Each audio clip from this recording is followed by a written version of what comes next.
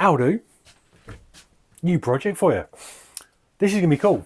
Been looking forward to this one. Been talking to the customer a bit. We've been going backwards and forwards. It's taken forever for the neck to turn up. I think he messaged me like not long after we moved here. So like 9 months. It's taken him like 2 and a bit years to get this neck. He's had it on order for ages. EGC aluminium neck. This is pretty cool. It's like super heavy. It's solid. Easily use this as a weapon. But we are going to be sticking that neck that's designed for a fender onto an SG style body with this big slab of swamp ash. It's going to be cool. It's going to be cool. There's going to be a few little problems we're going to have to overcome. One, SGs have really short heels. When I bring you in closer, I can show you the plan and everything so you can have a look. I'm sure most of you know what an SG looks like. Which are fine if you're putting an SG neck on it. When you want to put a F-style neck on it, not so much. Especially as the way they do their heel is massive. It's a cool little carve.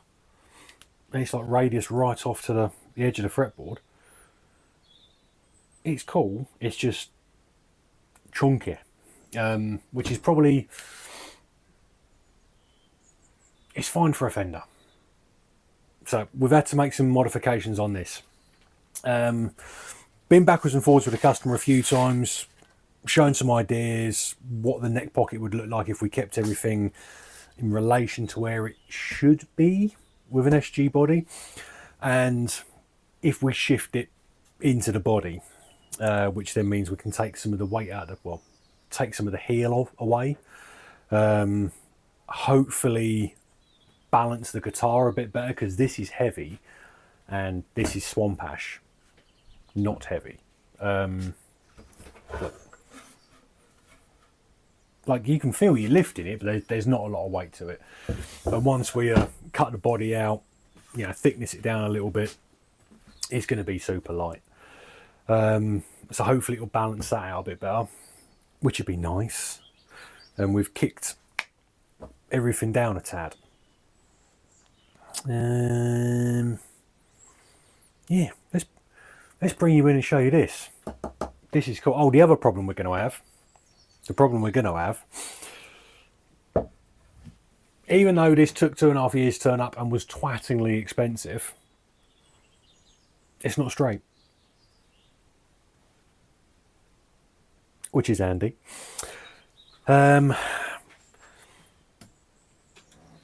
Now, I don't know with the EGC stuff whether sticking it under string tension will pull it straight.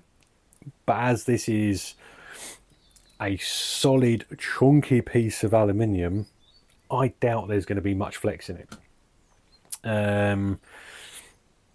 All like the Kramer ones and stuff I've done. Admittedly, I haven't done a lot of aluminium necks. It's mainly like old Kramer stuff. It's been dead flat. So I think once we get this strung up, there's going to be some creative fretwork to get it where it needs to be. And we'll probably crack out the jig, string it up, throw it into tension, see what it's doing, put it in the jig and fret level it that way. Probably going to be what we end up doing. But as it took 2.5 years to get hold of, and apparently EGC's customer service is dog shit, the customer doesn't want to send it back. So we're going to make it work with what we got. But it's cool. It's cool. I'm looking forward to it. This is going to go black as well, which will be fun. But let's bring you in. Let's stop waffling. Right. No idea why. For some reason, the audio didn't record on this 11-minute clip where I shared oodles of information with you about how to lay out a template and all kinds of stuff. Like probably the most important things I have ever said in the history of my YouTube career, and there's no audio for it. So we're just going to do it with voiceover, and I'm going to make up what I said.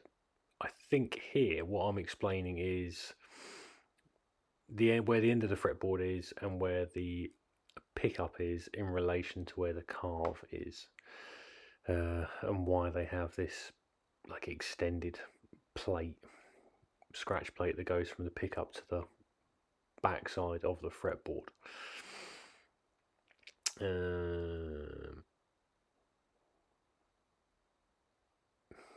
Probably saying we're putting a P90 in there. It's going to have 5mm from the back of the P90 to the fretboard, so it's got like a nice carve around it. Not carve, nice line, so it looks nice and crisp. That's what we're going for. I'm really annoyed this hasn't worked. I'm sorry, boys. I'm not refilming it. This is 10 o'clock on Saturday night and the video is supposed to be up Sunday morning. So I'm not going out and refilming it. What else? Basically, what I'm saying is everything is shifted down in the neck, into the body.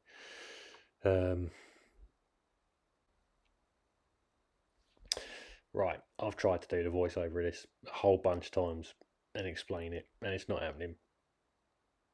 I'm sorry.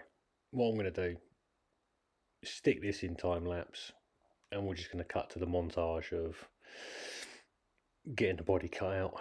And in the next video, when the body's cut out, we'll go through how you lay bits and pieces out and all that sort of stuff. I'm sorry. Shit happens. We just have to deal with it, won't we?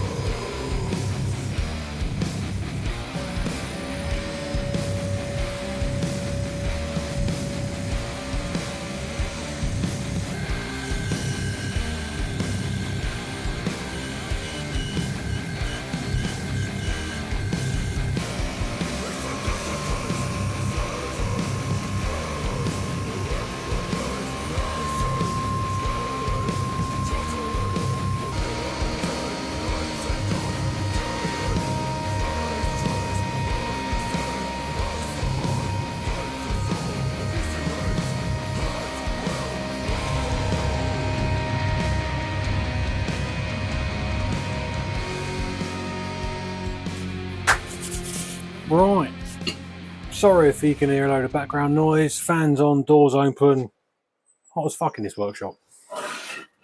But there we go. body. Kept the, what do you call it, design, pattern, that's the word I'm looking for. Kept that on the template, so now I've got a reference point on bits and pieces. If you're doing this yourself, you could very easily just print this off, stick it down to the body, cut and sand to the line. Yeah, you don't need to do making a whole template and bits and pieces. I kind of want to. I like to use the router as opposed to sanding. Plus, I've then got this if anyone else wants an SG with a 25.5 scale and stuff like that. Not that it would be a shape I made, but if someone came in with another cool aluminium neck and wanted something, I'd quite happily do it. We won't go much further in this video because I want to keep them kind of sweet as opposed to being like, here's a fuck ton of information. But what we've got here is started just working out roughly where our carve's going to go. I might pull that in a little bit further just because we've got quite a chunky body. Like this way is nothing. Like I'd be surprised if that is like a kilo. But yeah, because we've got some thickness to it, we can put quite a gnarly carve on it. And what we've done is work out scale line and where the neck's going to go, or where the neck pocket sits. Next episode, we'll start mapping things out, drawing stuff out, and cracking out a router.